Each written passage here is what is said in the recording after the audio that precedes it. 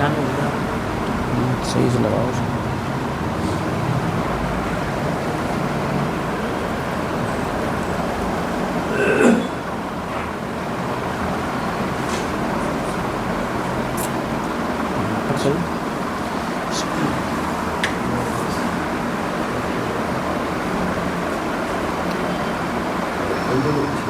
بسم اللہ الرحمن الرحیم. الحمد للہ کفا وسلام علی عباده الذین اصطفى اما بعد. اعوذ باللہ من الشیطان الرجیم. بسم اللہ الرحمن الرحیم. یا ایہا الناس انی رسول اللہ الیکم جمیعا. صدق اللہ العظیم.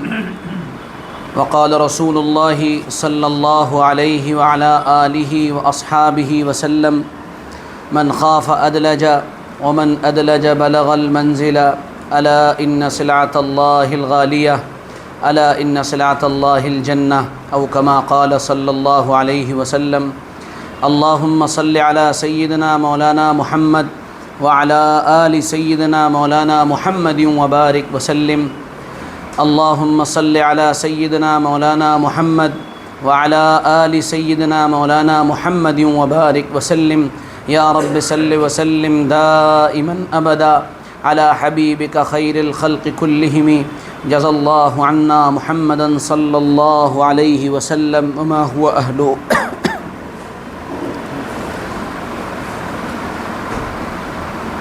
میرے محترم بزرگوں، بھائیوں، عزیزوں اور نوجوان ساتھیوں، چیزوں کو ان کی ضد سے پہچانا جاتا ہے. رات کو دن سے پہچانا جاتا ہے، شام کو صبح سے پہچانا جاتا ہے، کالے کو گورے سے پہچانا جاتا ہے، اور اسی طرح بیوقوفی کو عقل مندی سے پہچانا جاتا ہے. انسان اس دنیا میں جب سے آیا ہے اللہ تعالیٰ نے اس کی رہنمائی کا ایک انتظام قائم فرمایا ہے. انسان کو بے سہارا نہیں چھوڑا، بلکہ انسان کے لیے ہر قدم پر رہنمائی کا ایک سلسلہ اللہ تعالیٰ کی طرف سے قائم ہوا ہے، جس کو ہم اور آپ نبوت کہتے ہیں. سب سے آخر میں ہمارے اور آپ کے آقا سیدنا محمد الرسول اللہ صلی اللہ علیہ وسلم تشریف لائے، اور آپ صلی اللہ تعالیٰ علیہ وسلم کی لائی ہوئی مبارک شریعت اور آپ کا مبارک دین یہ اس دنیا کے خاتمے تک کے لیے ہے. یعنی اب کوئی نبی آنے والا نہیں، اب کوئی شریعت آنے والی نہیں، یہ دین مکمل ہو چکا ہے، اور اب یہ تا قیام قیامت چلتا رہے گا. اللہ کے نبی صلی اللہ علیہ وسلم کی اس مبارک زندگی میں اگر آپ اور غور کریں تو ہم کو یہ بات سمجھ میں آتی ہے کہ اس زندگی کو سمجھنے سے پہلے ہم کو یہ سمجھنا پڑے گا کہ خاص کر ہمارے آج کے موجودہ دور میں اگر اللہ کے نبی صلی اللہ علیہ وسلم کی سیرت کو پیش کیا جائے اور یہ کہہ کر پیش کیا جائے کہ یہ سیرت اور یہ مبارک زندگی اپنے اندر تمام مسائل کا حل رکھتی ہے، اور اس مبارک زندگی میں انسانیت کے ہر طبقے کے لیے ہدایت ہے اور رہنمائی ہے، تو ہم کو اس بات کو سمجھنے سے پہلے موجودہ دور کے جو مسائل ہیں ان کو سمجھنا پڑے گا کہ اس دور کے اصل اور بیسک مسائل پوری انسانیت کے سامنے کیا ہیں. جب ہم کو وہ مسئلے سمجھ میں آئیں گے تب ہم اللہ کے نبی صلی اللہ علیہ وسلم کی مبارک زندگی میں ان مسائل کا حل ڈھونڈنے کی کوشش کریں گے. تو دو باتیں ہیں، پہلی بات اس دور کے مسائل کیا ہیں، اور نمبر دو پھر اللہ کے نبی صلی اللہ علیہ وسلم کی مبارک زندگی میں ان مسائل کا حل کیا ہے. اس دور کے بنیادی جو مسائل ہیں ان میں سب سے اہم مسئلہ جو غور کرنے کے قابل ہے اور لائق ہے وہ یہ ہے کہ ہم اور آپ ساری دنیا میں ایک نظام کے تحت جی رہے ہیں. پوری دنیا کے اندر ایک نظام قائم ہے اور دنیا کے بڑے حصے پر اس نظام اور اس سسٹم نے گویا کہ قابو کر رکھا ہے. یعنی دنیا اس کی جکڑ بندیوں میں مبتلا ہے اور اس سے نکل نہیں پا رہی ہے. پوری دنیا کا وہ نظام جس نے ہر چیز کو، حتیٰ کہ میری اور آپ کی سوچ و فکر کو، ہمارے تھاٹ پروسیس تک کو اپنے قبضے میں لے رکھا ہے. ہم سوچتے بھی وہی ہیں جو وہ چاہتے ہیں، ہم کر بھی وہی رہے ہیں تقریباً جو وہ ہم سے کروانا چاہ رہے ہیں. یہ نظام 1776 میں ایک بہت بڑا اسکالر تھا، ایڈم اسمتھ اس کا نام تھا.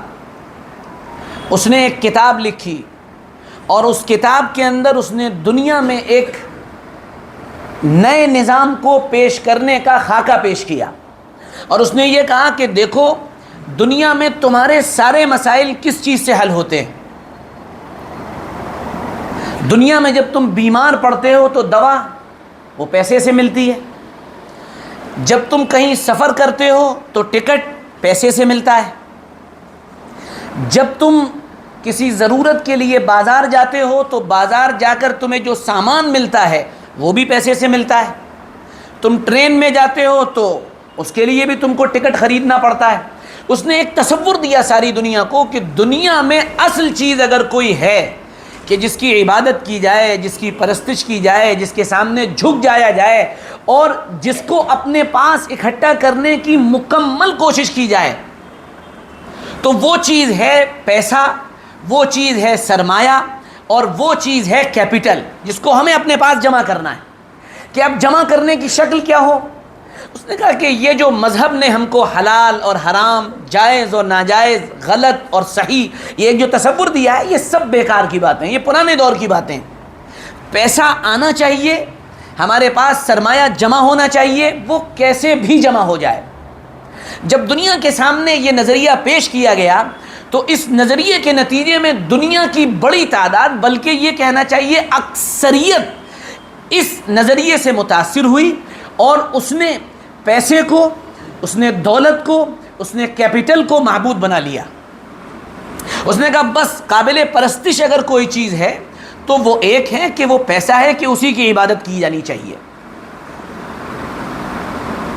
ہمارے یہاں مقامات حریری پڑھائی جاتی ہے، اس میں اس کے مصنف نے کہا تھا ایک واقعہ پورا نقل کرتے ہوئے کہ لولا التقى لقلت جلت قدرته، کہ اگر مجھے خدا کا ڈر نہیں ہوتا تو میں کہہ دیتا کہ پیسہ بہت بڑی پاور ہے.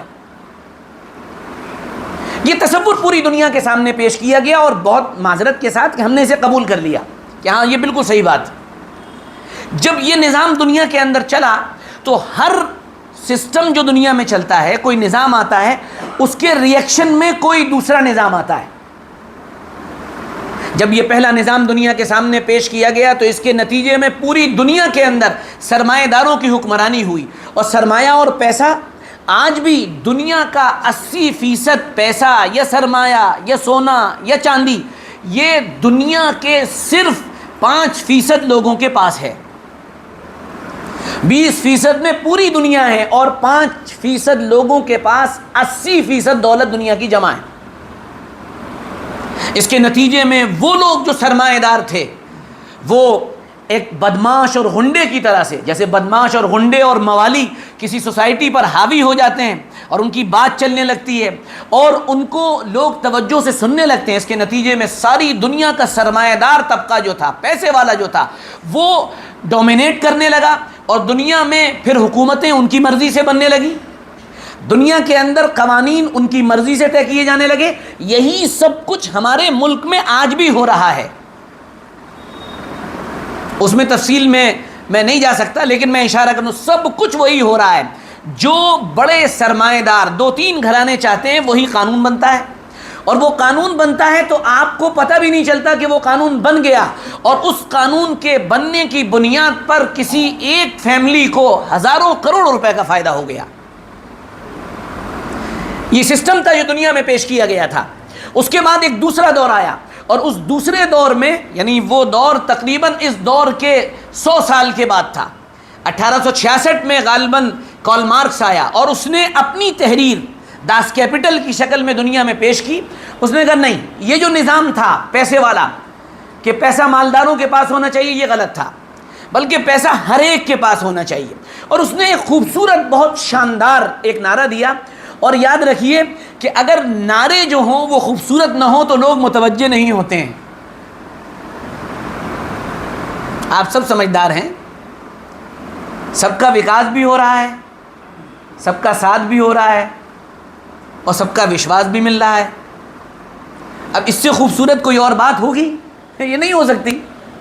تو نعرے بڑے خوبصورت، تو اس نے ایک نعرہ دیا، اس نے کہا دیکھو بات بڑی بنیادی ہے، اس نے کہا پیسہ سب کے لیے ہے، کسی آدمی کے پاس اس کی اپنی ملکیت نہیں ہوگی، اپنی زمین نہیں ہوگی، اپنے کارخانے نہیں ہوں گے، اپنی فیکٹریز نہیں ہوں گی، اپنی ٹریڈنگز نہیں ہوں گی، بلکہ یہ سب کچھ اب گورنمنٹ کرے گی، اور سب کو پیسہ ملے گا، اور سب کو گھر ملے گا، اور سب کو روٹی ملے گی، اور سب بہت سکون کی زندگی دیں گے۔ یہ بہت ہی خوبصورت نعرہ تھا، لیکن اس کے پیچھے ایک ظالمانہ نظام چھپا ہوا تھا۔ ان دونوں نظاموں کو اگر آپ نے سمجھ لیا، میں اس کی تفصیل میں نہیں گیا ہوں، میں نے اشارہ کیا ہے، ان دونوں نظاموں کو سمجھنے کے بعد آپ ایک بنیادی بات یاد رکھیں، ان دونوں سسٹمز میں ایک بات کامن تھی، اور وہ بات یہ تھی کہ اب زندگی میں مذہب کی ضرورت نہیں ہے، یعنی مذہب کا کوئی کام ہی نہیں ہے ہمارے یہاں، اور وہ کام اس لیے نہیں ہے کہ ہم اپنے قوانین خود بنائیں گے، ہم اپنا جو سسٹم ہے زندگی کا وہ خود طے کریں گے، کیا چیز حلال ہے اور کیا چیز حرام ہے، کیا چیز جائز ہے اور کیا چیز ناجائز ہے، کیا غلط ہے اور کیا صحیح ہے، اس کو کوئی باہر والا طے نہیں کرے گا، اس کو ہم طے کریں گے خود۔ اور ہم جو طے کریں گے وہ ہمارا ایک پورا پارلیمنٹری سسٹم ہوگا، وہ جس چیز کو جائز کہے گا وہ جائز ہوگی، وہ جسے غلط کہے گا وہ غلط ہوگی، جسے صحیح کہے گا وہ صحیح ہوگی۔ ساری دنیا میں پچھلے تقریباً 200 سال سے یہ نظام چل رہا ہے، اور اس نظام کے تحت ہر چیز اس کی زد میں ہے، آپ کی سوچ و فکر اس کی زد میں ہے۔ اور اگر اس کے واقعات بیان کیے جائیں تو پھر یہ بات لمبی ہو جائے گی، میں اس لیے ادھر نہیں جا رہا ہوں۔ اب یہ جو مسائل ہیں، ان مسائل کا حل اللہ کے نبی صلی اللہ علیہ وسلم کی مبارک اور پاکیزہ زندگی کے اندر کیا ہے؟ اگر ہمیں یہ بات سمجھ میں آ جائے تو اس دور کے بہت سے مسئلے اپنے آپ حل ہو جائیں۔ ان میں پہلی بنیادی بات یہ ہے کہ اللہ کے نبی صلی اللہ علیہ وسلم کی اس مبارک زندگی کو ریڈیوس کیا جائے، اور اگر 2 لفظوں میں پیش کرنے کی کوشش کی جائے، 2 جملوں میں پیش کرنے کی کوشش کی جائے، تو وہ زندگی 2 حصوں میں منقسم ہے۔ زندگی کا پہلا حصہ وہ ہے جس میں اللہ کے نبی صلی اللہ علیہ وسلم نے تہذیب نفس کی دعوت دی ہے، یعنی ایک انسان کی اپنی پرسنل زندگی بہت اچھی ہو جائے، صاف ستھری ہو جائے۔ کہ یہ زندگی بہت اچھی کیسے ہوگی؟ کہ اس کے لیے بنیادی طور سے 3-4 باتوں کا زندگی میں ہونا لازمی ہے، ضروری ہے۔ ان میں پہلی چیز پاکیزگی ہے، کہ انسان کی زندگی طہارت پر آئے۔ طہارت اور پاکیزگی صرف وضو کر لینے کا نام نہیں ہے، صرف غسل کر لینے کا نام نہیں ہے۔ طہارت اور پاکیزگی کا تعلق وضو اور غسل سے بھی ہے، اور طہارت اور پاکیزگی کا تعلق دماغ اور جسم کے اندر وہ جو ہمارا چھوٹا سا لوتھڑا دل، ہمارے نفس، ان تمام چیزوں سے طہارت کا تعلق ہے۔ سوچھتا ابھیان جو ہے وہ نالیوں اور سڑکوں کے لیے نہیں ہے صرف۔ ایک پروگرام تھا ہمارے فیروز آباد میں سوچھتا ابھیان پر، اور اس میں وہاں کے جو ذمہ داران تھے شہر کے وہ سب موجود تھے، ڈی ایم صاحب بھی موجود تھے اور یہ بھی موجود سارے، اور وہ ڈی ایم صاحبہ تھی اور بھی بہت سے لوگ تھے۔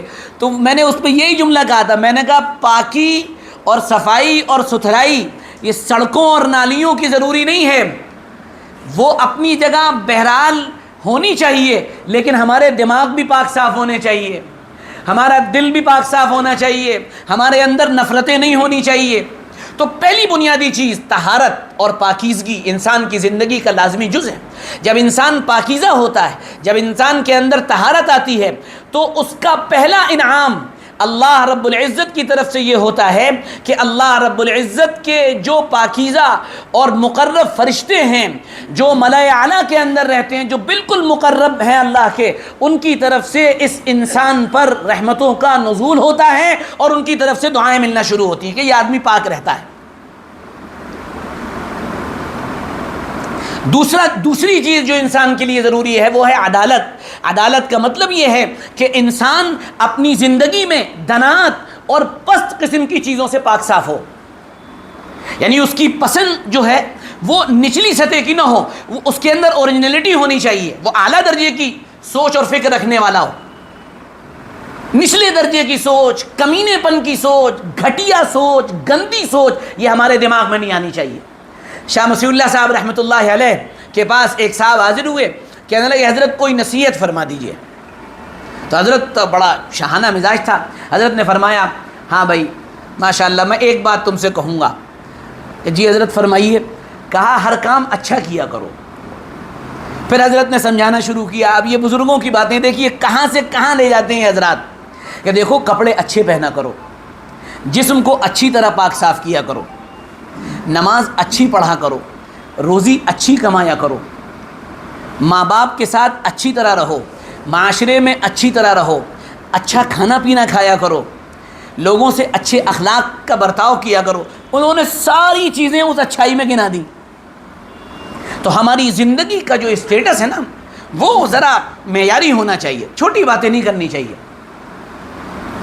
میں تیرے معیار پہ آنے سے تو رہا، شیر ہوں گھاس کھانے سے تو رہا۔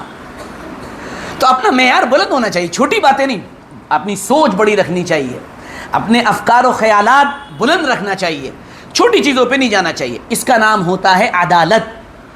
یہ آپ کی زندگی میں لازمی طور سے آنا چاہیے۔ جناب رسول اللہ صلی اللہ علیہ وسلم کی مبارک زندگی کو آپ اٹھا کر دیکھیں، وہاں کوئی بہت کلف والا لباس نہیں تھا، بہت کوئی لینن کے کپڑے وغیرہ نہیں تھے وہاں کوئی شہزادہ لون کے کوئی اعلیٰ درجات نہیں تھے وہاں پر۔ ہاں لیکن بنیادی طور پہ کیا بات تھی؟ صاف ستھرے کپڑے تھے۔ بنیادی طور پہ کیا تھی؟ خوشبو لگایا کرتے تھے۔ بنیادی طور پہ کیا بات تھی؟ اس دور سے یہ چلا آ رہا ہے، تسلسل چلا آ رہا ہے۔ بازار میں کھڑے ہو کر کھانا اس دور کے لوگوں کے لیے معیوب سمجھا جاتا تھا، جھوٹ بولنا معیوب تھا۔ یاد کریے ابو سفیان کا واقعہ۔ ابو سفیان جب بادشاہ کے دربار میں موجود ہیں اور بادشاہ سوال کر رہے ہیں کہ یہ بتاؤ کہ محمد کون ہیں، وہ کیا کرتے ہیں، اور یہ بتاؤ ساری باتیں۔ ابو سفیان ایک موقع پر کہنے لگے کہ ایک موقع ایسا آیا کہ جہاں پر میں تھوڑا سا جھوٹ بولتا یا بات کو گھماتا تو بات ٹویسٹ ہو جاتی اور بادشاہ کا ذہن شاید محمد الرسول اللہ صلی اللہ علیہ وسلم کے خلاف بن جاتا۔ لیکن ابو سفیان مسلمان نہیں ہوئے ہیں، لیکن اس وقت کیا فرما رہے ہیں ابو سفیان کہ مجھے جھوٹ بولتے ہوئے شرم آئی۔ یعنی یہ اس دور کا مزاج تھا، اور آج ہم اور آپ جھوٹ یہ ہمارے خمیر میں شامل ہو چکا ہے۔ موبائل اٹھایا اور جھوٹ بول دیا، کسی سے بات کر رہے ہیں جھوٹ بول دیا۔ یہ دنات اور پستی کی چیزیں، خدا را ان سے دور رہیے، سچ کا اہتمام کیجیے۔ تو دوسری چیز لازمی طور پہ جو انسان کے اندر آنی چاہیے، جو محمد الرسول اللہ صلی اللہ علیہ وسلم کی تعلیمات کا خلاصہ ہے، وہ یہ ہے کہ عدالت ہونی چاہیے۔ تیسری چیز اس کے اندر سماحت ہونی چاہیے، اور سماحت کا مطلب یہ ہے کہ انسان اپنی زندگی کے اندر بردباری لائے، سنجیدگی لائے، انسان اپنی زندگی کو ایک ویژن دے، انسان اپنی زندگی کے اندر ایک بہت ہی سلجھا ہوا مسائل کو ان کی تہ میں پہنچ کر سمجھنے والا بنے۔ یاد رکھیے عقل مند انسان ہمیشہ چیزوں کی جڑ میں پہنچتا ہے، اور وہ چیزوں کے کوز کو اور ان کی علتوں کو سمجھتا ہے کہ یہ کیوں ہو رہا ہے دنیا کے اندر۔ ہمارا مسئلہ یہ ہے کہ کسی بھی چیز کو ذرا سا اگر میڈیا نے اچھال دیا تو ہمارے قلم اس پہ چلنے لگتے ہیں، ہماری زبانیں اس پہ کھل جاتی ہیں، یہ نہیں دیکھتے کہ یہ کیوں ہو رہا ہے۔ نقشوں کو تم نہ جانچو، لوگوں سے مل کے دیکھو کیا چیز جی رہی ہے، کیا چیز مر رہی ہے۔ یہ بہت سمجھنے کی بات ہے اس دور کے اندر، اور میں بار بار آپ سے کہہ رہا ہوں چیزوں کی تہ میں پہنچیے۔ آپ کو یاد ہوگا، خوب یاد ہوگا، ہمارے ملک میں ابھی سال بھر کے اندر کا یہ واقعہ ہے۔ ایک عورت تھی، اس نے جناب نبی کریم صلی اللہ علیہ وسلم کی شان میں گستاخی کی تھی. آپ کو یاد ہے وہ بات؟ اور بہت ہنگامہ ہوا تھا اور بہت کچھ ہوا تھا. اور ہمارے نوجوان آپے سے باہر اور ہونا چاہیے، ہمارے نوجوان پریشان اور بالکل پریشان ہونا چاہیے. ہمارے نوجوان بالکل اس بات پہ آمادہ کہ ہم اللہ کے نبی صلی اللہ تعالیٰ علیہ وسلم کے لیے جانیں قربان کر دیں گے. کرنا چاہیے، بالکل کرنا چاہیے، کوئی حرج نہیں اس کے اندر. اور یعنی ہمارا تو گویا کہ دستور ہے کہ اللہ کے نبی صلی اللہ علیہ وسلم کی محبت اور آپ کا تعلق اور آپ سے ہماری وابستگی یہ ہمارے خونی رشتوں سے بھی بڑھ کر ہے، یہ بالکل ہونا چاہیے. لیکن کیا آپ نے اس واقعے پہ غور کیا کہ وہ واقعہ دراصل ہوا کیوں تھا، اور یہ بات جو ہوئی تھی اور اس ہونے کے پیچھے ساری دنیا کیوں کھڑی ہو گئی تھی؟ چیزوں کی حقیقت تک پہنچنے کی کوشش کیجئے. بس صرف اتنا ہوا تھا کہ ہمارا ملک اس وقت دنیا کے ایک علاقے میں ایک جنگ ہو رہی تھی، روس اور یوکرین کی جنگ. اس وقت ہمارے ملک کے جو ذمہ داران تھے انہوں نے اس طاقت کی طرف یعنی امریکہ کی طرف نہ جانے کا فیصلہ کیا اور خاموشی اختیار کی. اور ان کی خاموشی کو ان لوگوں نے یہ سمجھا کہ یہ گویا کہ اس پالے میں چلے گئے، روس کی طرف چلے گئے. یہاں سے اس نے غلط بات کہی اور سارے کے سارے عرب ملکوں کا ایمان جاگ گیا، سب بالکل خالد ابن ولید بن گئے اور سارے کے سارے بالکل محمد ابن مسلمہ بن گئے اور سارے کے سارے جان دینے اور بالکل واپس کر دینے پہ تیار ہو گئے. یعنی یہ آدمی سمجھ ہی نہیں رہا تھا کہ یہ ڈور دراصل ہل کہاں سے رہی ہے اور اسے ہلا کون رہا ہے چند ایک ملکوں کے علاوہ. تو واقعات ہوتے ہیں، جڑوں میں پہنچیے اور اسے سمجھیے. ہر چیز پر اپنی رائے ظاہر کر دینا یہ عقل مندی نہیں ہے.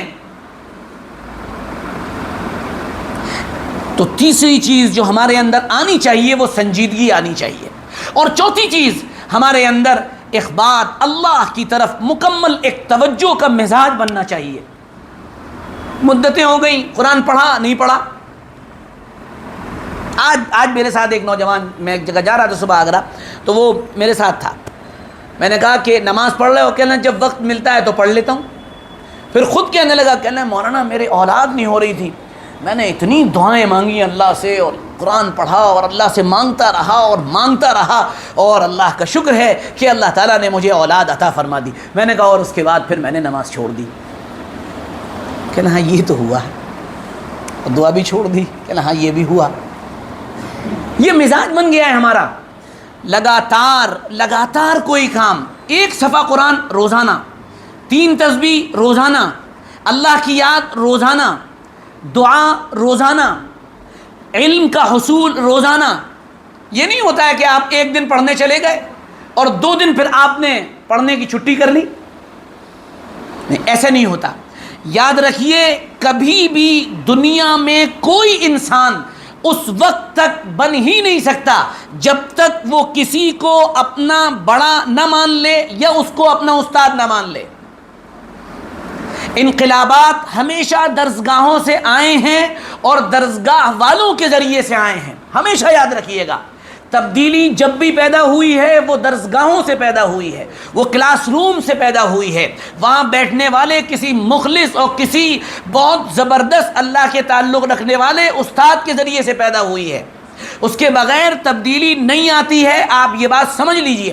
ذہن سازی کے لیے بنیادی طور پر روزانہ کی فیڈنگ اور روزانہ کچھ نہ کچھ آپ کو ملتا رہے، اس کے لیے ضروری ہے کہ آپ کسی تعلیمی حلقے میں بیٹھیں. اور تعلیم کے لیے معلم کا ہونا ضروری ہے، اور معلم بھی وہ جس کی نگاہ موجودہ دور کے حالات پر ہو. ورنہ اگر آپ ایسے آدمی کے پاس بیٹھیں جس کی نگاہ دنیا کے موجودہ حالات پر نہیں ہے تو یاد رکھیے وہ آپ کو بتائے گا کہ بس تم ہی اس وقت کامیاب ہو، تمہارا ہی کام اصل کام ہے، باقی دنیا میں کوئی کام نہیں ہے.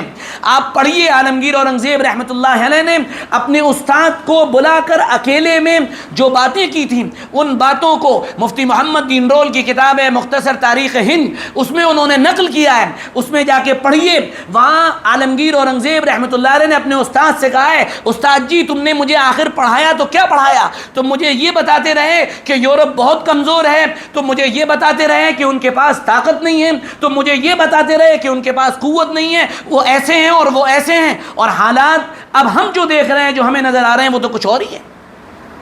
تم نے علوم سے ہم کو دور رکھا۔ آپ اس پورے خط کو پڑھیے، آنکھیں کھل جائیں گی آپ کی۔ ہمارے ہر دور کے بزرگان دین جن کا تعلق اہل حق سے ہے، ان کی نگاہ حالات اور وقت پر انتہائی گہری ہوتی تھی، اور اس کی ایک بنیادی وجہ یہ تھی کہ ان کی زندگی بڑی بیلنسنگ تھی۔ وَتَبَتَّلْ إِلَيْهِ تبتیلا کا بھی حکم ہے کہ ہم کو تنہائی اختیار کرنی ہے، اور جاہد الکفار والمنافقین واغلظ علیہم کا بھی حکم ہے کہ ہم کو ضرورت پڑنے پر ہر اعتبار سے میدان میں آ کر مقابلہ کرنا ہے۔ دونوں طریقے کا حکم ہے۔ کسی ایک طریقے پر اڑ جانا کہ نہیں بس یہ جو طریقہ ہے یہی صحیح ہے اور یہی حق ہے، یہ انسان کے جمود کو، یہ انسان کے کسی چیز کی سلسلے میں ہٹ دھرمی کو بتاتا ہے۔ اقبال نے بہت شاندار تبصرہ کیا ہے، انہوں نے کہا ہے کہ طرز کہن پہ اڑنا، آئین نو سے ڈرنا، منزل یہی بڑی ہے قوموں کی زندگی میں۔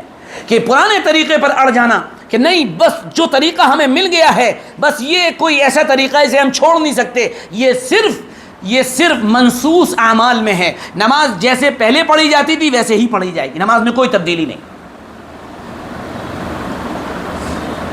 روزہ جیسے رکھا جاتا تھا ویسے ہی رکھا جائے گا، اس میں کوئی تبدیلی نہیں۔ لیکن دین کی دعوت کے، تربیت اور تزکیے کے مختلف طریقے ہر دور میں رائج رہے ہیں، اور ہر طریقہ اپنے دور کے اعتبار سے پرائرٹی پائے گا کہ اس دور میں اس چیز کی ضرورت ہے اور یہ کرنا ہے۔ موجودہ دور کیا یعنی طوفان بلاخیز ہے ایک ساری دنیا میں، جو پوری طاقت اور قوت کے ساتھ آپ کی طرف متوجہ ہے۔ ہم اندازہ نہیں کر سکتے کہ آج کا نوجوان کس الجھن میں مبتلا ہے، اور اس کے دل اور دماغ پر کن چیزوں نے قبضہ کر رکھا ہے، اور اس کے دل اور دماغ پر کن چیزوں کی حکومت ہے، اور وہ کن چیزوں کا گرویدہ ہے، اور کن چیزوں کے پیچھے جان دینے کو تیار ہے، اور کن چیزوں کے لیے جان لینے کو تیار ہے۔ اس کے ذہن میں کیا شکوک اور کیا شبہات اور کیا اشکالات اور کیا باتیں اور کیا سوالات اور کیا کوشچن یہ ابھر رہے ہیں، اور ہمارے پاس نہ ان سوالوں کا جواب ہے، نہ ہمارے پاس ان سوالوں کا کوئی ایسا انالیسس ہے کہ ہم ان کو سامنے والوں کو مطمئن کر سکیں، بلکہ ہمارے پاس ہے تو یہ ہے کہ ہم نے جو طے کر رکھے ہیں اپنی باؤنڈریز، ہم اس کے باہر جانے والے نہیں ہیں، اور ہمارا ہی طریقہ صحیح ہے، اور اگر تم اس کے باہر نکلے تو وہ غلط ہے۔ یہ اس دور کا المیہ ہے، آپ غور کریے، خوب غور کریے۔ حضرت مولانا محمد قاسم نانوتوی رحمۃ اللہ علیہ رہ کہاں رہے تھے؟ آپ آج بھی دیوبند کو دیکھیے، اب جا کے دیوبند اتنا آگے پہنچا ہے، اب جا کے اتنی ترقیات ہوئی ہیں، ورنہ ہمارے ساتھ بھائی موجود ہیں، آپ ان سے پوچھ لیجیے، ہم ان سے جونیئر تھے، ہمیں معلوم ہے جب ہم لوگ پڑھتے تھے 2 یا 4 اپنا ادھر ادھر پاس پاس ہوٹل تھے، وہاں جا کے اپنا چائے پی لی ہے۔ اب اتنی ترقی ہوئی، آپ سوچئے مولانا قاسم نانوتوی رحمۃ اللہ علیہ کے دور میں کیا رہا ہوگا دیوبند، اور وہ اللہ کا بندہ یہاں بیٹھ کر اور اپنے سے ہزاروں کلومیٹر دور لڑائی لڑی جا رہی ہے، جنگ ہو رہی ہے، اور اس جنگ میں کی امداد کے لیے لوگوں کو تیار کر رہا ہے، اپنے گھر کا سونا، اپنے گھر کی قیمتی چیزیں وہ اس جنگ میں لگا رہا ہے لے جا کے۔ آپ اندازہ کر سکتے ہیں اس بصیرت کا۔ آپ پڑھیے سوانح قاسمی حضرت مولانا سید مناظر احسن گیلانی رحمۃ اللہ علیہ کی، کہ چند سوکھی روٹی کے ٹکڑے اور کوچے چینا کے اندر وہ پتلی سی گلی، اور اس کے اندر ایک بوسیدہ اور ٹوٹا ہوا مکان، اس میں ایک ٹوٹا ہوا پلنگ، اور اس پر ایک دبلا پتلا کمزور انسان لیٹا ہوا ہے، اور وہ نماز فرض ادا کرنے کے لیے مسجد جاتا ہے، اور پھر لوٹ کر آ جاتا ہے، پھر جاتا ہے، پھر لوٹ کر آ جاتا ہے، صبح کے وقت وہ ذکر و اذکار میں لگا ہوا ہے، اور وہ یہاں بیٹھ کر اس چھوٹے سے مکان میں ایک چھوٹی سی چارپائی پر بیٹھ کر اندازہ کر رہا ہے کہ اب اس ملک میں مسلمانوں کی بقا اور مسلمانوں کے وجود اور مسلمانوں کے اندر توحید اور رسالت اور مسلمانوں کے اندر شریعت اور مسلمانوں کو دین پر باقی رکھنے کی کیا تدبیریں کی جا سکتی ہیں، اور وہ وہاں بیٹھ کر اس پورے دارالعلوم دیوبند کی ایک تصویر اپنے دماغ میں بسائے ہوئے ہے، یہاں تک کہ دارالعلوم دیوبند قائم ہوا، اور قائم ہونے کے بعد وہ جو جس مسجد میں قائم ہوا تھا اس کے جو اور بانیین تھے وہ کہہ رہے تھے بس مسجد کافی ہے، لیکن اللہ رب العزت ان کی قبر پر ہزاروں رحمتیں نازل فرمائے۔ حضرت مولانا قاسم نانوتوی رحمۃ اللہ نے فرمایا نہیں نہیں، یہ تھوڑی، میرا مشن بہت بڑا ہے، بہت بڑی زمین لینی ہے ابھی اور بہت بڑا کام کرنا ہے ابھی۔ یہ لوگ ویژنری لوگ تھے، ان کا ذہن بہت دور تھا۔ حضرت مولانا شاہ الیاس صاحب رحمۃ اللہ علیہ کو لے لیے، کبھی توفیق مل جائے تو ان کے ملفوظات اٹھا کر پڑھیے۔ یہ جو پڑھنے سے دوری اور بیزاری اور کتابوں سے بغض و عداوت جو ہم نے پال رکھا ہے اپنے دماغ میں، اس کے نتیجے میں ایک کنویں کے اندر محصور ہو کر رہ گئے ہم لوگ۔ پڑھیے مولانا الیاس صاحب رحمۃ اللہ علیہ کے ملفوظات، غالباً ملفوظ نمبر 26 ہے، یا دیکھ لیجیے گا آپ جو بھی ہو، 26 صفحہ ہے۔ حضرت مولانا نے لکھا، اور رہ گئی میری یہ محنت اور میرے یہ چلے اور 4 مہینے اور یہ 3 دن اور یہ گش اور یہ تو میرے کام کا الف باتا ہے۔ اس کا مطلب کیا تھا کہ حضرت کے ذہن میں کچھ اور چل رہا ہے، حضرت بہت آگے تک سوچ رہے ہیں، ابھی بہت کچھ باقی تھا حضرت کے سامنے۔ وہ جب لال قلعے کے سامنے سے نکلتے ہیں تو اپنے ملفوظات میں لکھتے ہیں کہ لال قلعے کے سامنے سے نکل کر اگر کسی مسلمان کے بدن میں جھرجھری نہیں پیدا ہو رہی تو وہ اپنے ایمان کی خیر منا لے۔ ان کو قلق اور افسوس ہے کہ اس ملک میں جہاں ہم نے 800 سال تک حکومت کی، یہاں سے ہمارا اقتدار، یہاں سے ہماری پکڑ، یہاں ہماری حکومت کا یا یہاں پر ہماری طاقت قوت کا یہ حال ہے کہ ہمارا اپنا بنایا ہوا، ہمارے بزرگوں کے ذریعے سے بنایا ہوا ایک لال قلعہ وہ ہمارے ہاتھ سے جا چکا ہے اور ہمارے اندر کوئی غیرت نہیں جاگ رہی۔ یہ دکھ تھا، یہ درد تھا ان لوگوں کا۔ پڑھیے، اٹھا کے لکھا ہے مولانا الیاس صاحب رحمۃ اللہ علیہ نے، میرے موبائل میں حوالہ موجود ہے، فرمایا کہ ہماری اس محنت سے، ہاں یہ بات بالکل سچ ہے کہ ہماری اس محنت سے لوگوں کے اندر، ہماری اس چلت پھرت سے عوام الناس کے اندر دین کی طلب پیدا ہو جائے گی اور لوگ دین کی طرف آنے لگیں گے۔ رہ گیا ان لوگوں کی دینی تربیت اور ان کی تعلیم اور ان کی نگرانی اور ان کے تزکیے کا کام۔ بہرحال یہ علماء اور صلحاء اور مشائخ ہی کو کرنا ہے۔ پڑھیے،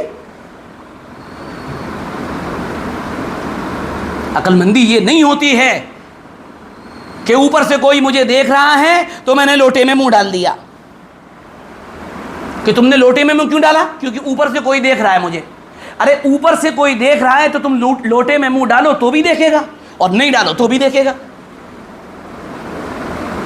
اقبال نے یہی کہا ہے، یہ کاروان ہستی ہے تیز گام ایسا، قومیں کچل گئی ہیں اس کی روا روی میں۔ کہ یہ زندگی کا قافلہ ہے، یہ بہت تیزی کے ساتھ جا رہا ہے، بہت تیزی کے ساتھ جا رہا ہے، اور اتنی تیزی کے ساتھ جا رہا ہے کہ اگر تم نے اپنے ویژن کو نہ بدلا، اپنی اپروچ کو نہ بدلا، اپنی سوچ کو نہ بدلا، اپنے دماغ کو نہیں بدلا، اور تم نے ایک بہت مضبوط اور ٹھوس لاہ عمل تیار نہیں کیا، تو یاد رکھنا زندگی کے ایک کونے پر کھڑے رہ جاؤ گے اور اسی زحام میں مبتلا رہو گے کہ ہم بہت اچھے ہیں اور ہم بہت کچھ کر رہے ہیں، اور عوام اور پبلک اور نوجوان جنریشن تمہارے ہاتھ سے نکلتی چلی جائے گی۔ الغرض محمد الرسول اللہ صلی اللہ علیہ وسلم کی مبارک تعلیمات کے اندر پہلی چیز ایک فرد کی اصلاح، ایک آدمی سدھر جائے، پرسنل زندگی، اور اس کے لیے 4 بنیادی چیزیں بتائیں۔ نمبر 1 پہلی چیز طہارت اور پاکیزگی، اس کے سلسلے میں نے تفصیل بتائی۔ نمبر 2 دوسری چیز ہے عدالت، یعنی انسان کا نچلی حرکتوں سے، دنات کی حرکتوں سے، کمینی چیزوں سے، پست چیزوں سے دور رہنا۔ اور تیسری چیز تھی میں نے بتایا سماحت، یعنی سنجیدگی کا لانا، ہر ایک کی تفصیلات ہیں۔ اور چوتھی چیز ہے جس کو ہم اپنی زبان میں کہیں اخبات، اللہ کی طرف متوجہ ہو جانا۔ اور اللہ کی طرف متوجہ ہو جانے کا مطلب یہ نہیں ہوتا ہے کہ آپ دنیا بیزار ہو جائیں۔ صاف صاف نہیں کی ہے قرآن پاک نے، صاف ممانعت ہے، لا رہبانیت فی الاسلام، اسلام میں رہبانیت نہیں کہ تم کسی کونے میں چلے جاؤ اور پھر وہاں سے نکلنے کا نام نہیں لو، نہیں، تمہاری زندگی میں بیلنس ہونا چاہیے، زندگی کا ایک وقت ایسا ہو جو خالص اللہ کے لیے ہو۔ تنہائی میں ہو اللہ کے لیے ہو، اور پھر زندگی کا ایک حصہ وہ ہو جس میں تمہاری کوشش، تمہاری محنت، تمہاری جد و جہد وہ میدان میں چل رہی ہو۔ دونوں چیزیں ضروری ہیں۔ جب یہ 4 کام انسان کر لیتا ہے، اس کے نتیجے میں ایک انسان بن جاتا ہے، اور جب انسان بنتا ہے تو پھر ایک ترتیب آپ یاد رکھیے گا، اور بہت اچھی طرح یاد رکھیے گا۔ جو ہمارے یہاں طلبہ ہیں، مولانا عفان صاحب کے، ان کے مکتب میں نے یہ پہلا درس دیا بھی تھا کہ تبدیلی کی جو راہ ہے اس میں پہلی بنیاد فرد کی اصلاح ہے۔ پہلے آدمی سدھرے گا، اس کے بہت سے زاویے میں نے بتائے تھے۔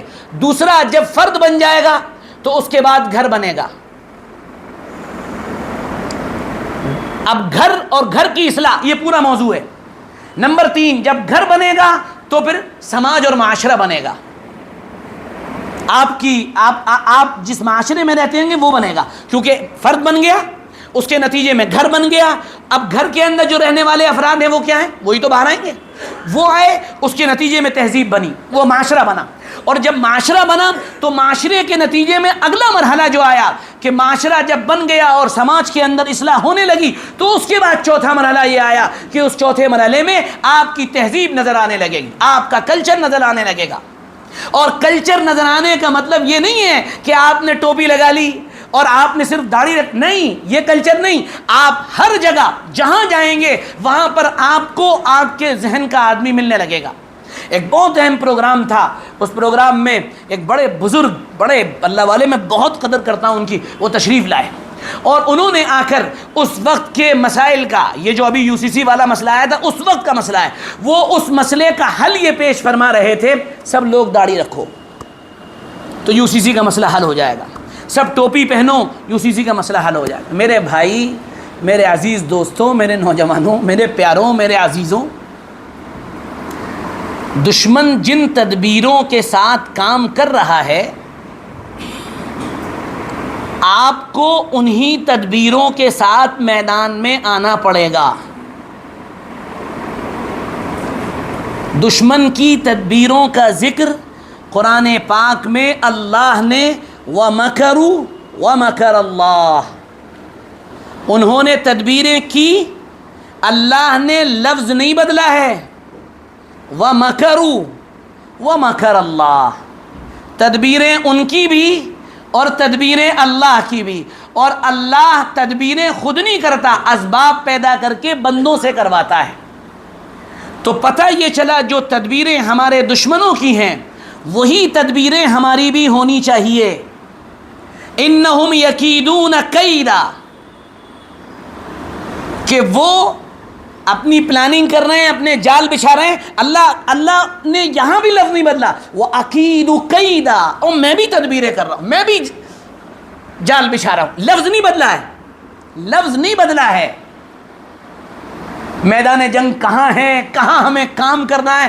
ہمارے ملک میں 1948 میں ABVP بن گئی تھی، اکھل بھارتیہ ودیارتھی پریشد، جس کا کام طلباء کو ایک خاص ذہنیت کے ساتھ بیدار کرنے کا تھا۔ 1948 میں اسٹیبلش ہو گئی تھی۔ آپ کے پاس طلباء میں کام کرنے کے لیے کوئی تنظیم ہے جو طلباء تک اپروچ کرے، جو کم سے کم یہ پتہ لگا لے کہ آپ کے ہائی اسکول اور انٹر لیول پر کن کن اسکولوں میں کتنے بچے پڑھ رہے ہیں؟ ان تک پہنچنا تو بہت آگے کی بات ہے۔ نہیں، یہ ہمارے بزرگوں کے طریقے کے بالکل خلاف ہے، ہمیں بالکل نکلنا ہی نہیں ہے باہر۔ نہیں، ان سب چکروں میں مت پڑو، کہاں پڑے ہوئے ان سب چکروں میں تم لوگ؟ بس جو بتایا وہی کرتے رہو، بس ادھر ادھر مت دیکھو۔ یہ بہت اچھا جوک ہے، بہت اچھا جوک ہے، جو آپ کو ایک نشے کی طرح پلایا جا رہا ہے۔ آپ ہمیں برا بھلا کہہ لیے گا، ہم نے مصحفوں کا اور حکمت کی دکان کو بند کر دیا ہے، اور مصحفے کی ہم نے فکر چھوڑ دی ہے، ہمیں اس کی کوئی فکر نہیں ہے۔ آپ ہمیں بلائیں نہ بلائیں، آپ ہم سے بیان کروائیں نہ کروائیں، زندگی کی جو حقیقت ہم آپ کے سامنے بیان کر رہے ہیں، ان حقائق کو بولنے کا بوتا اور دم ہر ایک میں نہیں ہے۔ میں آپ کو یہ بتا دے رہا ہوں صاف الفاظ میں، میٹھی میٹھی باتیں کرنا اور بہت اخلاق اچھے کر لو، اور اخلاق یہ بہت آسان ہے، ساری باتیں بہت اچھی ہیں۔ امام اعظم ابو حنیفہ رحمۃ اللہ علیہ نے امام ابو یوسف سے فرمایا تھا، ابو یوسف جہاں بیٹھا کرو اپنا مسلک، اپنا جو طور و طریقہ ہے اور اپنی جو آئیڈیالوجی ہے وہ لوگوں کے سامنے واضح کر دیا کرو، تاکہ جسے تمہارے ساتھ رکنا ہو رکے، نہ رکنا ہو چلا جائے، کہ جی اس سے افراد کم آئیں گے۔ نوح علیہ السلام نے 950 سال محنت کی تھی، کتنے لوگ بنے تھے؟ 80 لوگ۔ کس کی محنت پر؟ نوح علیہ السلام، اولو العزم انبیاء میں شمار ہے، آدم ثانی ہیں، نسل انسانی ان کے ذریعے چلی ہے۔ آپ ان سے زیادہ روحانیت رکھتے ہیں، آپ کے پاس ان سے زیادہ کوئی پاور آ گئی ہے کہ آپ کی محنت پر 8000 لوگ تیار ہو جائیں گے۔ کیوں آپ اس چکر میں پڑ رہے ہیں کہ آپ کوانٹٹی مینٹین کریں؟ آپ کوالٹی بنائیں، 1 بنائیں، 2 بنائیں، 3 بنائیں، 4 بنائیں، 5 بنائیں، بس۔ اگر آپ نے 5 بنا دیے اور 5 کام کے بن گئے، بس ہو گیا، کام کر دیا آپ نے۔ میرے عزیز دوستوں، میرے بھائیوں، اللہ رب العزت کے کلام کا اشارہ یہ بتاتا ہے کہ تدبیریں آپ کو وہی کرنی پڑیں۔ آپ کے پاس لڑکیوں میں کام کرنے کا کیا ذریعہ ہے؟ آپ مجھے بتائیے ذرا۔ لڑکیاں مرتد ہو رہی ہیں، 8 لاکھ چلی گئیں، اتنے لاکھ چلی گئیں، ایسا ہو گیا، اور آپ کو معلوم ہے یہ جا رہی ہیں۔ ہر ایک آدمی اپنا ایک بیانیہ جاری کیے ہوئے ہے، اور اس بیانیے کے بعد بس چلی گئیں۔ اب کیا کریں؟ ہمارے یہاں کچھ لوگ تو ماشاءاللہ بہت آگے پہنچ گئے، انہوں نے باقاعدہ چھوٹی چھوٹی ذیلی تنظیمیں قائم کر دی ہیں کہ لڑکیوں کو پکڑو۔ تو مجھ سے کہنے لگے نوجوان، مولانا ہم اس میں شامل ہو گئے ہیں، لڑکیوں کو پکڑیں گے ہم۔ میں نے کہا اچھا پھر کیا ہوگا؟ میں نے کہا اس نے پولیس سے اگر یہ کہہ دیا کہ میں بالغ ہوں اور یہ میرے ساتھ زیادتی کر رہا ہے اور میں اپنی مرضی سے اس لڑکے کے ساتھ آئی ہوں، میں نے کہا سر نیچے اور پیر اوپر کر کے گھسیٹتے ہوئے لے جائے گی پولیس۔ کہنا ہاں یہ تو ہے۔ پھر آپ کے پاس تدبیر کیا ہے؟ لڑکیوں تک اللہ کے دین کو پہنچانے کا طریقہ کیا ہے آپ کے پاس؟ ہمارے فیروز آباد میں جب ہمارا ادارہ اسلامک سینٹر قائم ہوا اور ہمارے بڑے بھائی نے اس ادارے میں لڑکیوں کو پڑھانا شروع کیا، ظاہر سی بات ہے وہ پردہ کہاں کرے گی، وہ تو گلے میں دوپٹہ پہن کے ڈال کے آنے والی لڑکی، لیکن ان کو پڑھانا شروع کیا، ان کو دوپٹے پلائے۔ اب سارے علماء کے قلم اور زبانیں ایک ساتھ حرکت میں، اور ہماری دلیل کتنی مضبوط ہوتی ہے، دیکھیے دلیل، دیکھیے ہماری دلیل کا وزن دیکھیے۔ رابعہ بصریہ پڑھنے والی ہو، حسن بصری پڑھانے والے ہوں، بیت اللہ میں پڑھایا جا رہا ہو، تو بھی صحیح نہیں ہے۔ جب یہ محنت شروع ہوئی اور انہی بچیوں نے دھیرے دھیرے برقع پہنا اور دھیرے دھیرے پھر وہی پڑھانے کے لیے تیار ہوئیں، اب ماشاءاللہ ہر عالم آگے بڑھ کر ماشاءاللہ لڑکیوں کو پڑھانے کا انتظام کر رہا ہے۔ تو میرے عزیز بھائی اور بزرگوں، دوستوں، حالات کو سمجھیے، اور جو باطل محنت کر رہا ہے کم سے کم آپ نہیں کر پا رہے ویسی نا شدھ بدھ رکھیے، پتہ کریے کہ وہ کیسے کام کرتے ہیں، ان کے کام کرنے کا انداز کیا ہے۔ محمد الرسول اللہ صلی اللہ علیہ وسلم کی مبارک زندگی کی لائی ہوئی تعلیمات کا پہلا حصہ یہی تھا کہ ایک انسان مکمل ہو جائے، اور پھر انسان کے بعد میں نے آپ کو بتایا کہ جب فرد بنے گا تو فرد بننے کے بعد گھر بنے گا، گھر بنے گا معاشرہ بنے گا، معاشرہ بنے گا تہذیب وجود میں آئے گی، تہذیب وجود میں آئے گی تو اس کے بعد اگلا مرحلہ یہ آئے گا کہ وہ کلچر آپ کو دیکھے گا، اس میں داڑھی اور ٹوپی بھی دکھے گی، اور ہر مقام پر کام کرنے والا ایک آپ کا ذہن نکلنے والا انسان بھی وہاں موجود ہوگا، ہر جگہ۔ ڈاکٹر ہوگا وہ بھی آپ کا ہوگا، انجینئر ہوگا وہ بھی آپ کے ذہن پہ کام کر رہا ہوگا، اسی طرح لکھنے والا ہوگا وہ بھی آپ کی سوچ اور اپروچ کے مطابق کام کر رہا ہوگا، بولنے والے وہ آپ کی سوچ کے مطابق بول رہے ہوں گے۔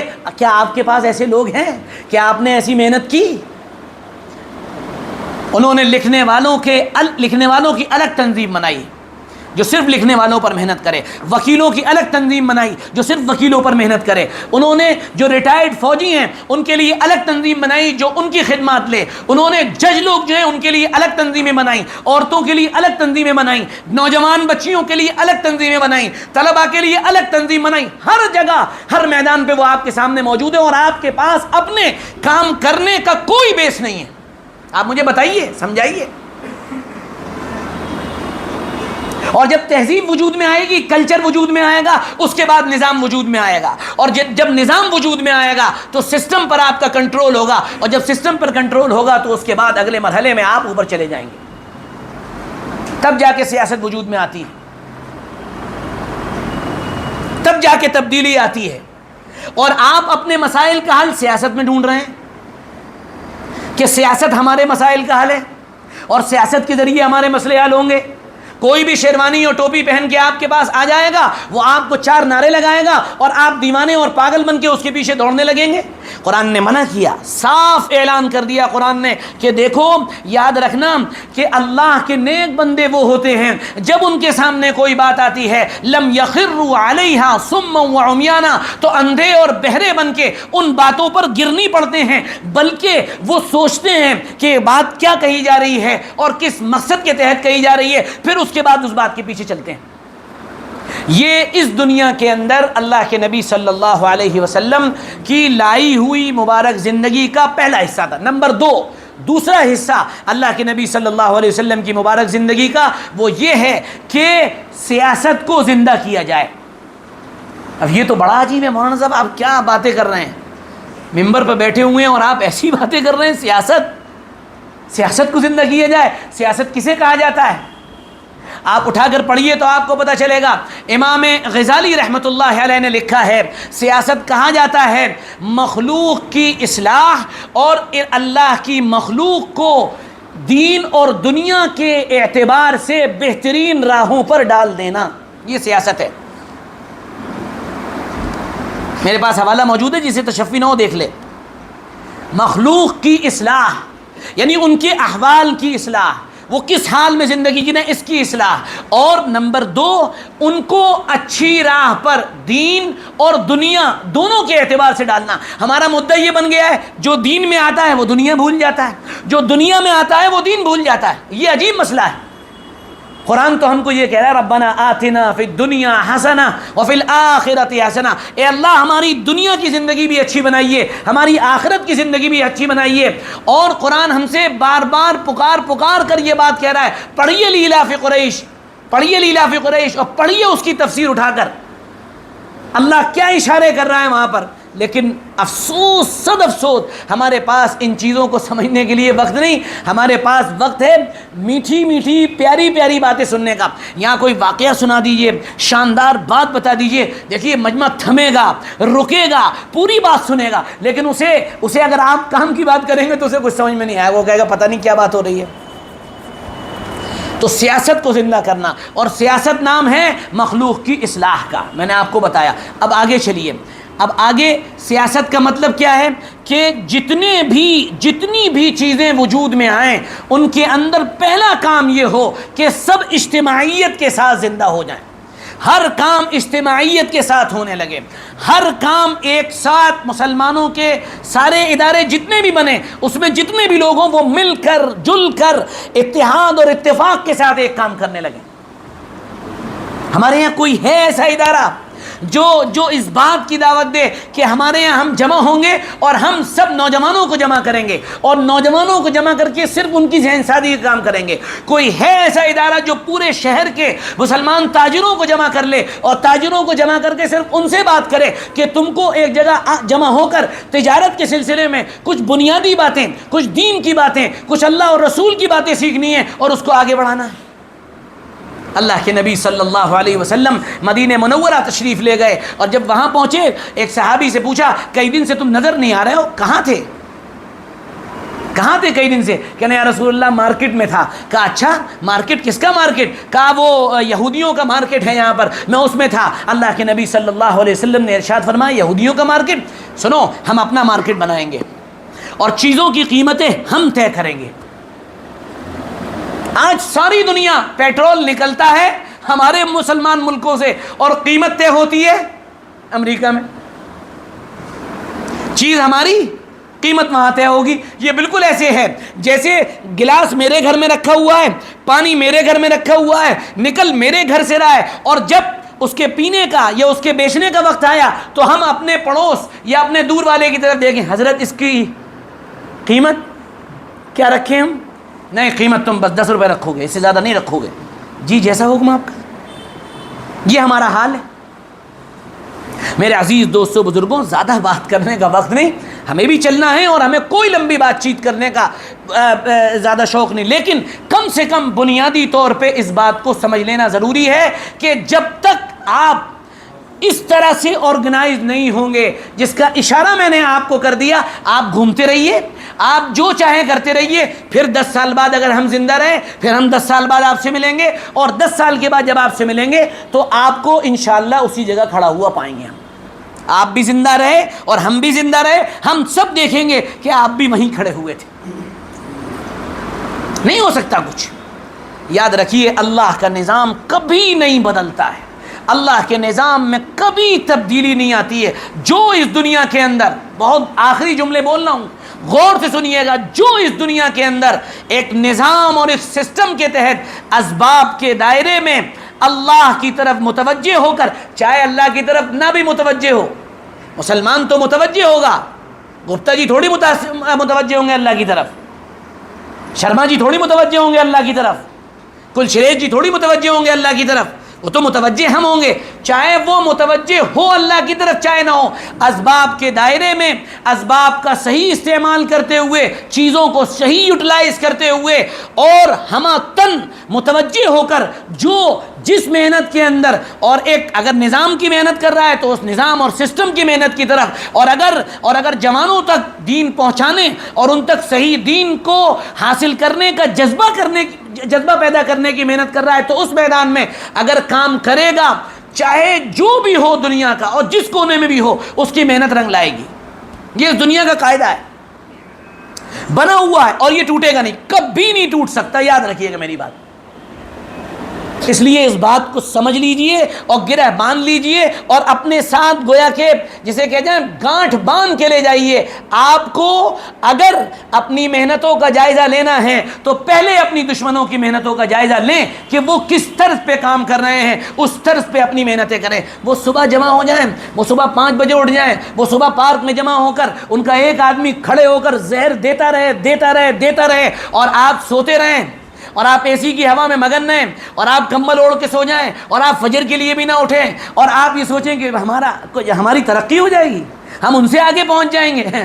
بھول جائیے اور سوتے رہیے، یہی بڑھیا رہے گا، یہی بہتر رہے گا.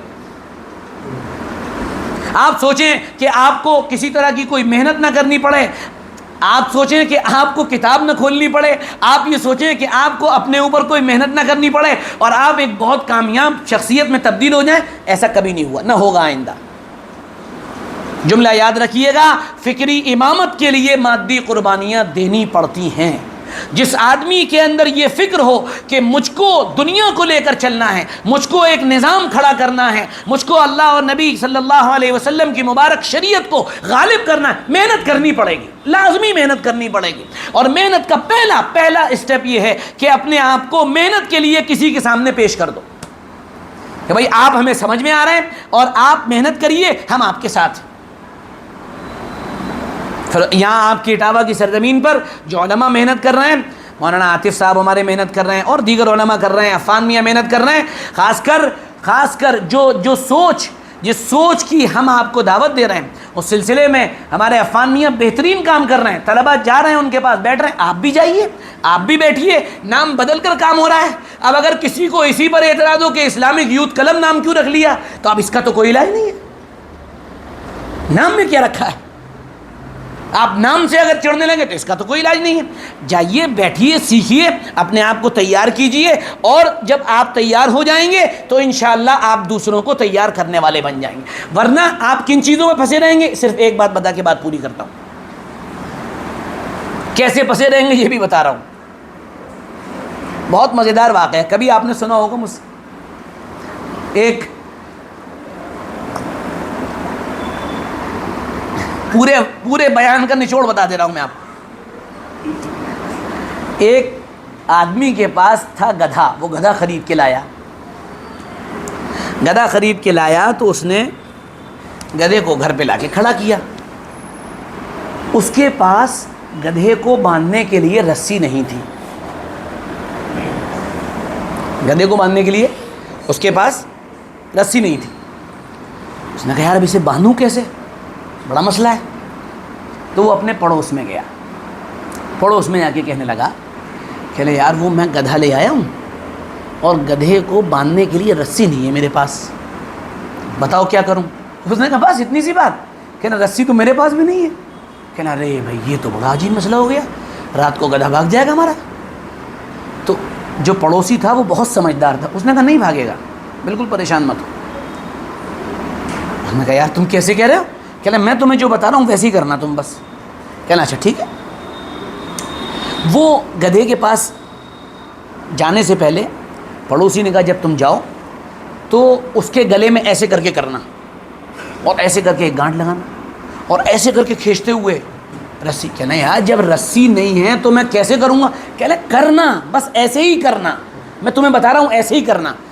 کہنا اس کو لے جا کے جو کھوٹا لگا ہوا اس میں ایسے کر کے باندھنے کا ایک ایکٹ کرنا، ایک ایکٹنگ کرنا وہاں پر. کہا اچھا پھر کیا ہوگا؟ کہا گدھا اپنی جگہ کھڑا رہے گا، ہلے گا نہیں، وہیں بیٹھ جائے گا.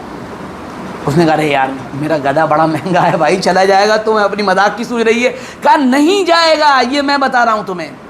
اس نے کہا چلو بھائی رسک لیتے ہیں، رات کو رسی تو مل نہیں رہی ہے. وہ گیا اور جا کے اس نے گدھے کو پہلے تو کہا ہٹ ایسے کرے کیا، گدھے نے اپنا منہ آگے کیا، اس نے ایسے کر کے چلو چلا گیا. وہ صبح جب آیا تو وہ گدھا ویسے ہی کھڑا تھا، بالکل نہیں ہلا اپنی جگہ سے. اس نے کہا چلو بھائی اللہ کا شکر ہے گدھا بچا ہمارا، پیسے بچے، اللہ خیر سے ہو گئی بات ختم. اب جب اس کو گدھے کو کام پہ لے جانا تھا، اب وہ گدھے کو مار رہا ہے، گدھا اپنی جگہ سے ہلنے کو تیار نہیں. چل وہ ہل ہی نہیں رہا ہے. اس کو ڈنڈے ونڈے مارے، 2 4 10 ڈنڈے مار دیے، وہ گدھا ہل نہیں رہا ہے اپنی جگہ سے. بہت پریشان. اس نے کہا یار یہ ہوا کیا جادو کیا ہے پڑوسی نے، اب ہل نہیں رہا ہے. اب وہ دوبارہ گیا پڑوسی کے پاس، کہنے لگا بھیا یار تو نے بتایا تو بہت صحیح تھا، وہ میں نے باندھا وہ اپنی جگہ کھڑا ہے، لیکن اب ہم اسے مار رہے ہیں وہ ہل نہیں رہا ہے. کہنا ارے بھائی تم بھی عجیب آدمی ہو یار، ارے وہ گدھا ہے. کہنا کیا کوئی غلطی ہو گئی؟ کہا نہیں کوئی غلطی نہیں ہوئی ہے، بس اب تم جاؤ اور تم جا کے رسی کھولنے کی ایکٹنگ کرو. وہ گیا، اس نے کہا چلو، وہ گدھا فوراً چل دیا، چل دیا. آئی بات سمجھ میں؟ پورے بیان کا خلاصہ ہے یہ. ہم آپ بالکل اسی طرح کچھ چیزوں میں، کچھ مفروضات میں، کچھ اپنے ذہنی خیالات میں، کچھ اپنے جمود میں جس کو ہم نے نام تسلب کا دے دیا ہے، کچھ اپنی ہٹ دھرمیوں میں جس کو ہم نے نام رسوخ فی العلم کا دے دیا ہے، ایسی ہی جکڑ بندیوں میں ہم گھرے ہوئے ہیں اور ہم کو باندھ لیا گیا ہے. اور اس کے بعد ہم بہت خوش ہیں کہ ہم بندھے ہوئے ہیں. اور جب ہم کو کوئی نکالنے کے لیے آتا ہے تو ہمارا مطالبہ یہ ہوتا ہے کہ ہم تو آلریڈی بندھے ہوئے ہیں بھائی، ہمیں نکالنے کی کوشش کرو، ہمیں بندھے ہوئے ہیں، پہلے ہمیں کھولو. تو وہ کھولنے کی پوری ایکٹنگ کرنی پڑے گی، پورا نکالنا پڑے گا، تب چلانا پڑے گا، تب آدمی چلے گا. اس دور کا سب سے بڑا مسئلہ یہ ہر سال بتایا جاتا ہے کہ دیکھو جلوس نکالنا صحیح نہیں ہے، ہر سال بتایا جاتا ہے. رمضان آ رہے ہیں، ابھی رمضان کے 10 مسئلے کامن ہیں، ہر سال پوچھے گا رمضان میں ناخن کاٹ سکتے نہیں کاٹ سکتے، خط بنا سکتے نہیں بنا سکتے، داڑھی بنا سکتے نہیں بنا سکتے، بال کٹوا سکتے نہیں کٹوا سکتے، رمضان میں بیوی کے پاس لیٹ سکتے ہیں یا نہیں لیٹ سکتے، اس کو بوس و کنار کر سکتے ہیں نہیں کر سکتے. ہر سال پوچھے گا، ہر رمضان میں یہ مسئلے پوچھے گا. اور رمضان چلے جائیں گے، پھر اگلا رمضان آئے گا پھر پوچھے گا. بقرعید آئے گی وہ پوچھے گا ناخن کاٹنا کب سے چھوڑنا ہے، داڑھی کاٹنا، وہ خط بنانا کب سے چھوڑنا ہے. بھائی مستحب ہے، رکھ لو اچھی بات ہے، نہ کاٹو اچھی بات ہے، ضرورت پڑ جائے کاٹ لو. میرے بھائیوں، دوستوں، عزیز و بزرگوں، اگر آپ کو میری بات سمجھ میں آ گئی ہو تو بات کا خلاصہ صرف یہ ہے، محنت کے دو دائرے، ایک اپنے اوپر محنت اور ایک اجتماعیت کو قائم کرنے کی محنت۔ اپنے اوپر محنت، 4 چیزیں اپنے اندر لانی پڑیں گی، یہ آئیں گی تو پھر اس کے بعد اگلا مرحلہ شروع ہوگا، اور وہ اگلا مرحلہ اجتماعیت کا ہے، لوگ جمع ہونا شروع ہو جائیں گے۔ 10-20 سال آدمی کو لگ جاتے ہیں، تب جا کے اکٹھا ہوتے ہیں کچھ لوگ۔ جنگ بدر کب ہوئی ہے؟ سن 2 ہجری میں۔ محمد الرسول اللہ صلی اللہ علیہ وسلم کو نبوت ملے ہوئے تقریباً 12-13 سال کا عرصہ گزر چکا تھا۔ اس 12-13 سال کی نبوی محنت میں کتنے لوگ جمع ہوئے تھے؟ 313۔ حضور کی محنت، حضور کا جہد اور حضور کی دعائیں اور آپ صلی اللہ علیہ وسلم کی قربانیاں اور آہیں، اس کے بعد آپ سوچئے 9، 10، 12، 10، 11 سال کی محنت کے بعد کتنے لوگ جمع؟ 313۔ اور جب وہ 313 جمع ہو گئے اور ایک مظاہرہ ہو گیا، اللہ نے جنگ بدر میں جیت دے دی، پھر اس کے بعد محنت بڑھنا شروع ہو گئی اپنے آپ۔ بالکل اسی طرح جب آپ آج کوئی کام کریں گے مخالفت ہوگی۔ جو کام کرنے والا ہے وہ 3 باتیں سن لیں۔ نمبر 1، کام کرے گا، کام ہو رہا ہے، مخالفت ہوگی۔ نمبر 2، کام کر رہا ہے، حسد ہوگا۔ نمبر 3، کام کر رہا ہے، گالیاں پڑیں گی۔ اب اگر گالیوں سے ڈر رہے ہو، مخالفت سے ڈر رہے ہو اور حسد سے ڈر رہے ہو، کام چھوڑ دو، ایک طرف بیٹھ جاؤ، مسجد میں بیٹھو، تسبیح پڑھو، ہر کوئی مسافہ کرے گا انشاءاللہ تھوڑی دیر بعد آ کے کہ حضرت بس دعاؤں میں یاد رکھیے۔ اور کام کرو گے تو گالیاں پڑیں گی، کام کرو گے تو حسد ہوگا۔ امام شامی کا مشہور مقولہ ہے، شر الناس من لا حسود له، بدترین انسان وہ ہے جس سے کسی کو حسد نہ ہو۔ آپ سے حسد ہو رہا ہے تو کہیے اللہ آپ نے کیا خوبیاں عطا فرما دی، مالک کرم ہے آپ کا، اے اللہ ان کے شر سے ہمیں بچا لیے، بس ختم ہو گئی بات۔ محنت کرتے رہیے، اپنے مشن پہ ڈٹے رہیے، اللہ کی طرف سے مدد بھی انہی لوگوں کی ہوتی ہے جو کوئی کام شروع کریں پھر اس پہ ڈٹ جائیں اور جمے رہیں اور اپنی پوری طاقت اور قوت اس پہ لگا دیں، انشاءاللہ اللہ کی مدد آنی شروع ہو جائے گی۔ اور جتنے بھی لوگ آپ سے حسد کرنے والے اور جلنے والے اور مخالفت کرنے والے جتنے لوگ ہوں، جب وہ مخالفت کریں تو ایک بات دیکھ لیجئے، آپ سے تو کوئی غلطی نہیں ہو رہی ہے۔ حضرت علامہ یوسف بنوری رحمۃ اللہ علیہ کے پاس ایک آدمی آیا اور اس نے کہا کہ گورنمنٹ کی بڑی سخت نگاہ ہے آپ کے اوپر اور کل بہت بڑا چھاپا پڑنے والا ہے آپ کے اوپر۔ حضرت نے فرمایا اچھا؟ حضرت نے سر جھکایا اور 2 منٹ کے بعد سر اٹھایا، کہا کوئی فکر کی بات نہیں، کوئی فکر کی بات نہیں۔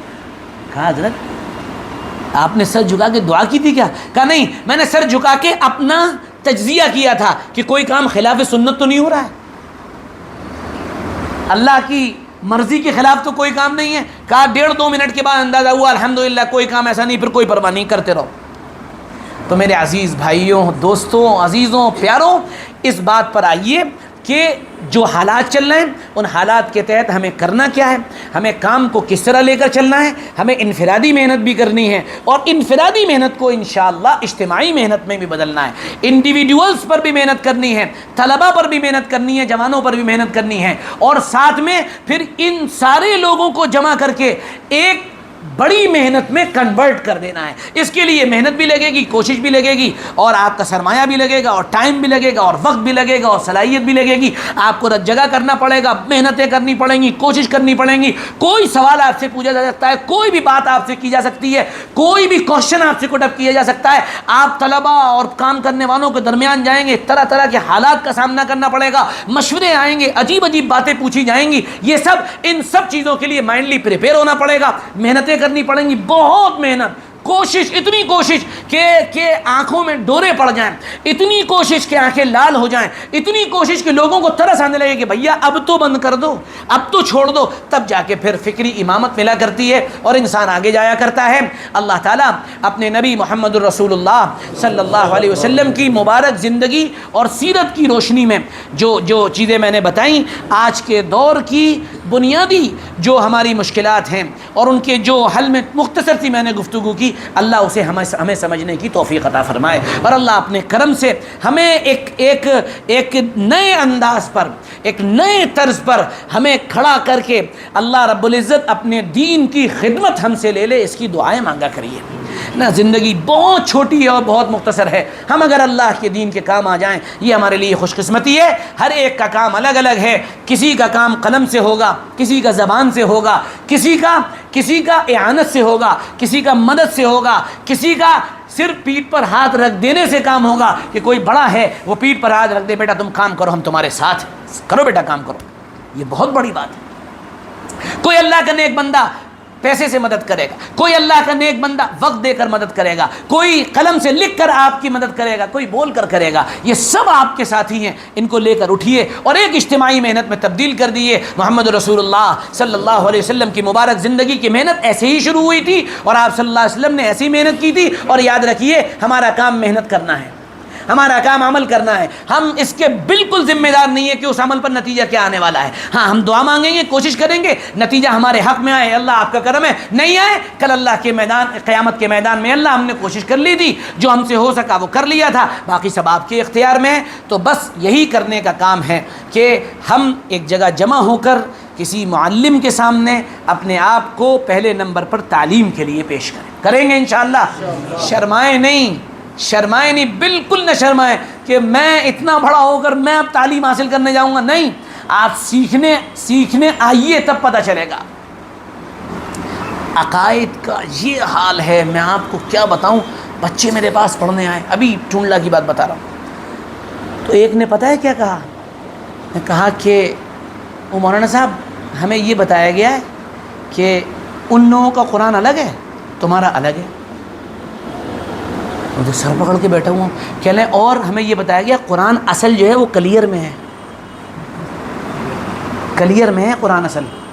اور ایک بابا ہیں بہت عمر ہے ان کی, وہ اس قرآن کی حفاظت کر رہے ہیں اور پھر ضرورت کے تحت وہاں سے قرآن آ رہا ہے تھوڑا تھوڑا. یہ مسلمانوں کا عقیدہ بتا رہا ہوں میں آپ کو. وضو کر کے یہ میرے مشاہدات بتا رہا ہوں. وضو کر کے اتر رہا ہے اور اترنے کے بعد جب وضو خانے سے کھڑا ہو رہا ہے, جیسے ہم لوگ کہتے ہیں یا اللہ مدد فرما, کہتے ہیں نا اے اللہ, کہتے ہیں میں کانوں سے سن رہا ہوں یا خواجہ غریب نواز مدد. یہ حال ہے, یہ حال ہے. آپ کہہ رہے ہیں اللہ کی مدد آئے گی, آپ کہہ رہے ہیں اللہ کی طرف سے نصرت آئے گی. ابھی تو بیس کلیئر نہیں ہے, ابھی تو بنیادیں ہلی ہوئی ہیں. آپ ان ہلی ہوئی بنیادوں پر عمارتیں کھڑی کرنے کی بات کر رہے ہیں. یہ حال ہے اور ڈر رہے ہیں. آپ صاف بات کرتے ہوئے گھبرا رہے ہیں کہ آپ صاف بات کریں گے تو لوگ آپ کے خلاف ہو جائیں گے. نہیں, کچھ نہیں ہوتا کسی کے خلاف ہونے سے. جب اللہ چاہتا ہے, بس اللہ ہی جو چاہتا ہے وہی کرتا ہے. اس لیے بنیادی طور پر اپنے آپ کو تعلیم کے لیے پیش کریں, علم کے لیے پیش کریں, سیکھنے کے لیے پیش کریں. سیکھتے رہیں, ساری زندگی سیکھتے رہیں. میں اپنی ذاتی ایک بات بتا کے یہ بات پوری کروں. میں جب بھی صبح مدرسے پہنچتا ہوں, پڑھانے کا کام تو کم ہوتا ہے, اس کے بعد 3-3.5 گھنٹے میرے پاس رہتے ہیں. تو میں روزانہ صبح پہنچ کے پڑھانے سے جب فارغ ہو جاتا ہوں تو میرے پاس 3-3.25 گھنٹے کا وقت ہوتا ہے. تو میں تھوڑی دیر کے لیے اپنے آپ سے بات کرتا ہوں, اور میری اپنے آپ سے بات یہ ہوتی ہے کہ تم بالکل جاہل آدمی ہو, تمہیں ابھی کچھ بھی نہیں آتا ہے, ابھی بہت کام سیکھنے کا باقی ہے. چلو اب سیکھنے کی محنت میں لگ جاؤ. پھر اللہ کا فضل شامل حال رہتا ہے. 2-3-3.5 گھنٹے جتنا اللہ توفیق دیتا ہے اس میں اللہ پڑھنے کی توفیق دے دیتا ہے. اس میں لگے رہتے ہیں, کام کرتے رہتے ہیں. ہمیں اس کی پرواہ نہیں ہے کہ کون کیا کہے اور کون ہمیں اچھا سمجھے یا برا. لیکن میرے بھائی بات حقیقت ہے, یہ حالات سنگین ہیں. سیکھنے پہ آئیے اور سیکھنے کے بعد لوگوں کو سکھانے کی محنت پر لگیے. جب آپ سیکھیں گے نہیں تو سکھائیں گے کیا؟ جب آپ کو آئے گا نہیں تو آپ لوگوں کو پہنچائیں گے کیا؟ جب آپ کے اندر کچھ ہوگا نہیں تو لوگوں کو دیں گے. اللہ مجھے بھی اور آپ کو بھی اپنے نبی محمد الرسول اللہ صلی اللہ علیہ وسلم کی لائی ہوئی اس مبارک شریعت اور اس دین کی اے اللہ اپنے کرم سے ایک سچے خادم کی حیثیت سے اللہ ہمیں قبول فرما لے اور ہمیں اپنے کاموں میں اخلاص عطا فرما دے. اور اللہ اپنے کرم سے اپنے فضل سے اللہ ہم سب کو اپنی رضا عطا فرما دے. وآخر دعوانا الحمد للہ رب العالمین. آمین برحمتک یا ارحم الراحمین. سبحان ربنا ورب العزة عما یصفون وسلام علی